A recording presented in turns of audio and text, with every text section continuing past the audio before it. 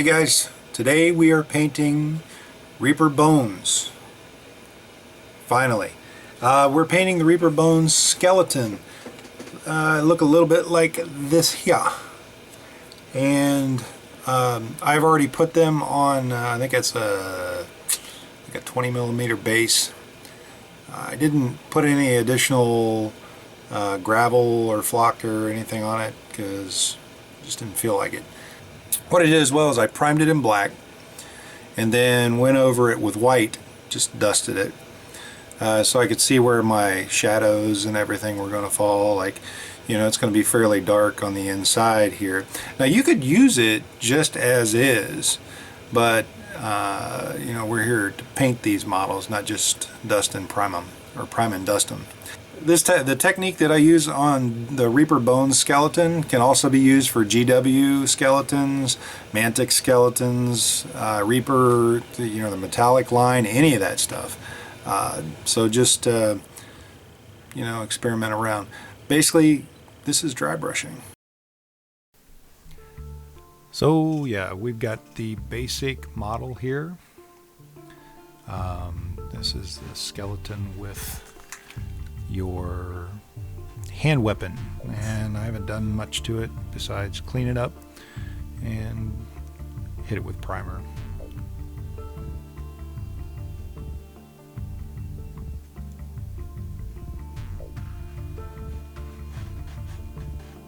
What I'm going to do is base coat it a dark color. This is Vallejo Model Air Burnt Umber. You can use pretty much any brown. I'm also going to mix a little bit of black with it into the airbrush, and we're going to airbrush this entire thing a nice dark color.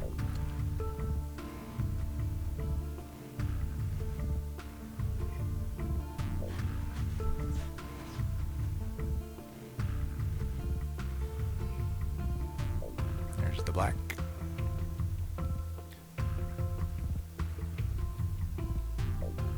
I found using the brown gives more of a natural look, as natural as a skeleton can be. So like a really dark brown. The black just gives it that extra depth.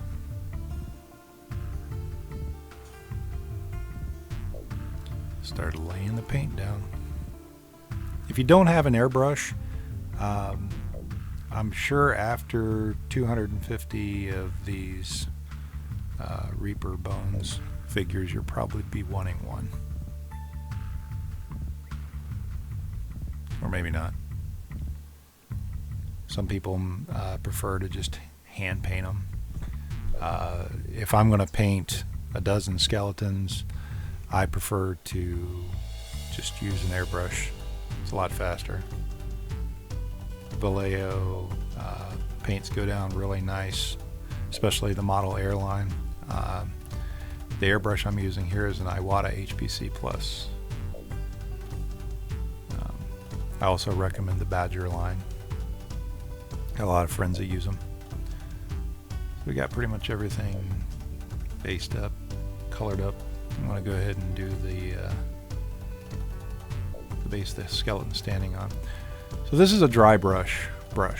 I got it from, I think it's a GW, Games Workshop dry brush. It's basically a stiff bristled brush that will hold some decent paint. I'm going to use some kind of bone color. You can use the Jack Bone from Privateer Press or the Vallejo game color. Anything but a stark white. Load the brush and then wipe most of it off. It's called dry brushing because you don't have as much paint. You don't have a fully loaded brush basically. And just lightly go over the figure.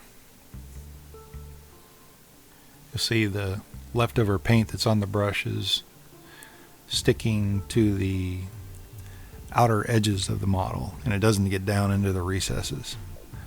So you're getting some quick shading.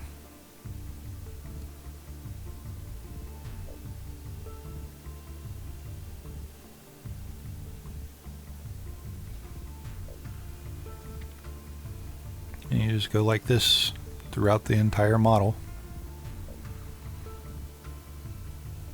I might have a little bit too much on there, but I'm just trying to get some paint on the model. Typically a dry brush is just that. I mean, it's very there's very little paint on it. I'm kind of cheating, putting a little more on there than I should.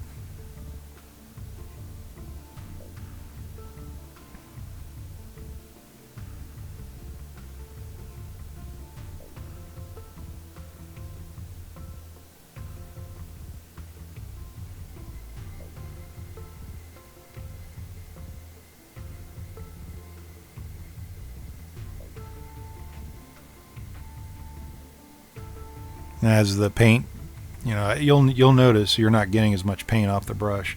So you go and load your brush up again and wipe most of it off and go back and hit it again.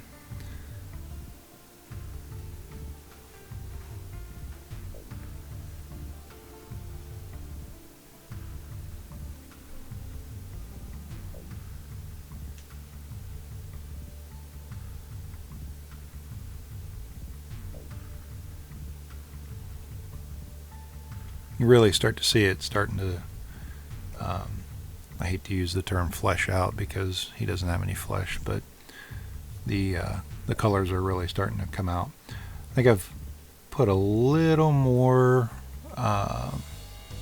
color on the brush right now, trying to hit certain areas that I know should be brighter than the others. You're not really jamming the brush in there, you're just kind of going over it lightly on the model.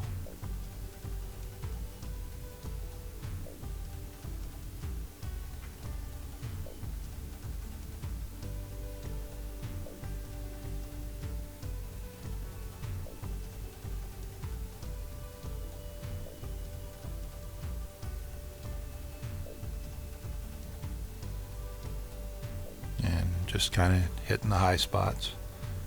Try to get a little bit of contrast.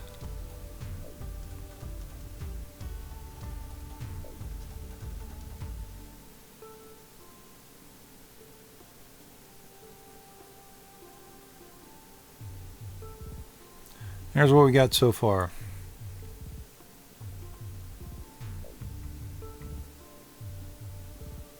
This particular model from the Bones line isn't super detailed, but it'll do.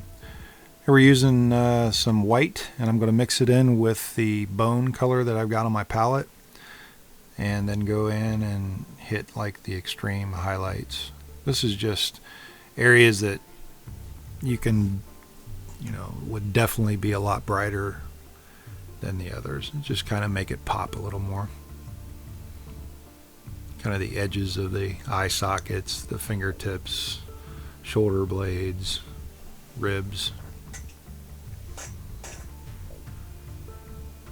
kneecaps, kind of things.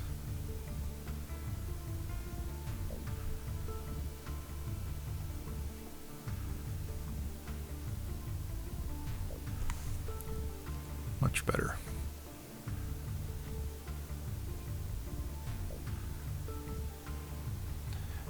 This is Vallejo Model Air Rust and French Blue, and what I do is I mix the two together, and that's what I use to paint the metallics. We're going to paint a shield up like that. The blue gives it, I don't know, just a little more of that. I don't know if you ever look at a shield, something about the way the light reflects off of it, but it almost has like a bluish tint to it. Now, granted, Mr. Skeleton here is probably not going to be using a brand new shield, so we're going to weather it up a little bit. Part of the reason we used the rust was just to kind of show that it wasn't a new shield, but boy, it looks pretty shiny right now. And we're going to go ahead and paint the sword that same color as well.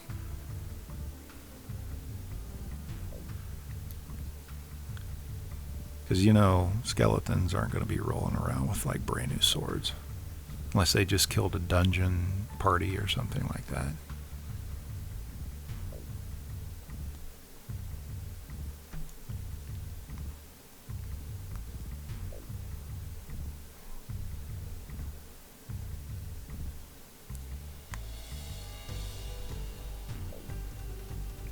is with his nice shiny shield.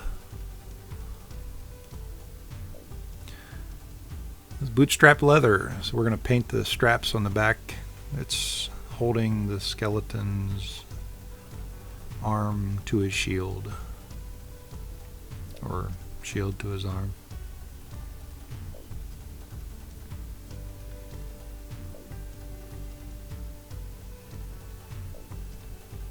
Again, not a ton of detail on this one, but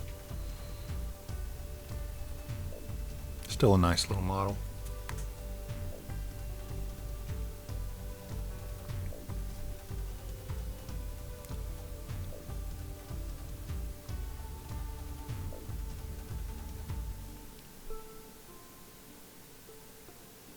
So right now I'm mixing up a little bit of the bone color in with the bootstrap leather, and or maybe not. Maybe I'm going to highlight this up a little more. A little more white. I think I was looking at it and I'm like, this thing isn't popping enough. So I put a little more white with just a little bit of the bone color.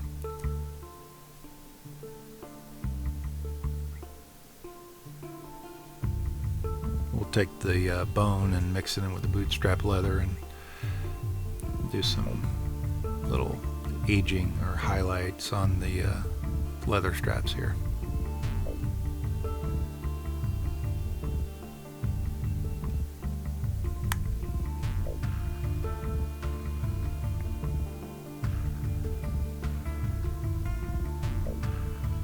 Little bootstrap leather on the shield, kind of make it look beat up.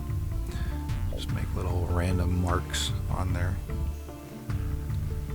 Hindsight being 2020, I think I would have gone in and maybe taken some nicks out of it to make it look more realistic, but you know, skeletons die pretty quick in an RPG, so maybe you don't want to put that much time into them.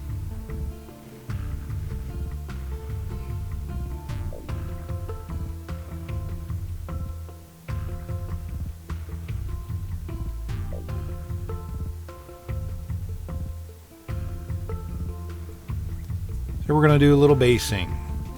So take some like the Elmer's glue. Typically you can get that stuff around the beginning of the school year in Walmarts and places like that have it really cheap. I don't water it down, I just put it on there. Put on little dots. You can slap it on as much as you want. I'm just putting a couple spots on here because I'm going to use a couple different types of flock. Flock and then static grass.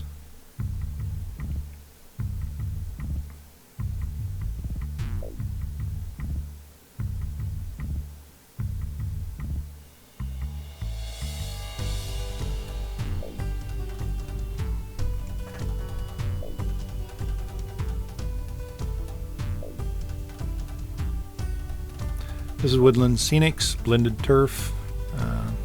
This is the flock I was talking about. Get yourself a little Rubbermaid container and then just dump it in there. I keep these Rubbermaid containers for a bit.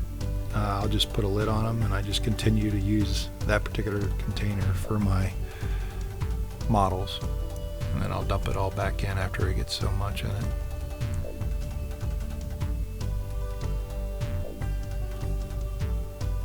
Now you can stop right here, but I wanted to add some actual static grass, and it's this stuff.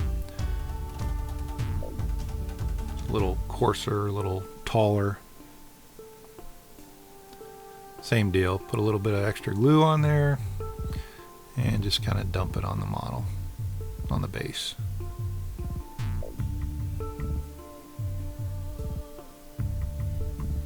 And tap it a couple times.